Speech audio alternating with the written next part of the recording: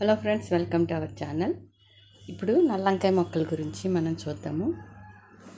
చూడండి, ఇవన్నీ కూడా మనం జనవరిలో పెట్టుకున్న మొక్కలు ఇప్పుడు మనకి స్టార్ట్ అయినాయి.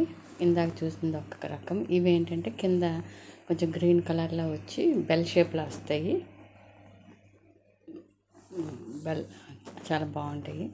ఆ మొక్కలు కూడా చాలా హెల్తీగా ఉన్నాయి, చాలా స్ట్రాంగ్గా ఉన్నాయి.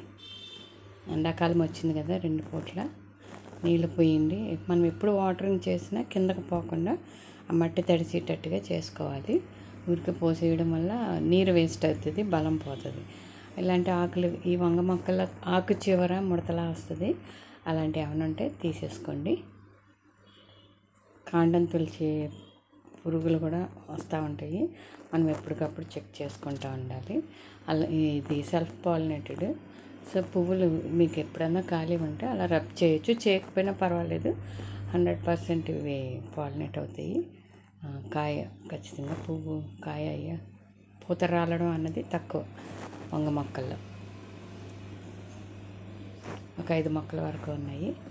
అన్నీ కూడా బాగా హెల్తీగా ఉన్నాయి. ఇక్కడ ఒక బెండ మొక్క వచ్చింది. ఇది ఇంకొక మొక్క. ఇవి మొత్తం కాయ అంతా బ్లాక్గానే ఉంటాయి, వైలెట్ కలర్లోనే ఉంటాయి.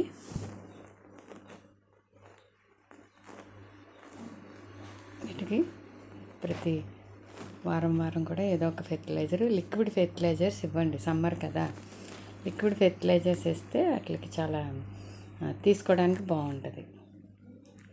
సాలిడ్గా ఇస్తే మనం స్లోగా రిలీజ్ అయితే కాబట్టి లిక్విడ్ ఫెర్టిలైజర్స్ ఇవ్వండి.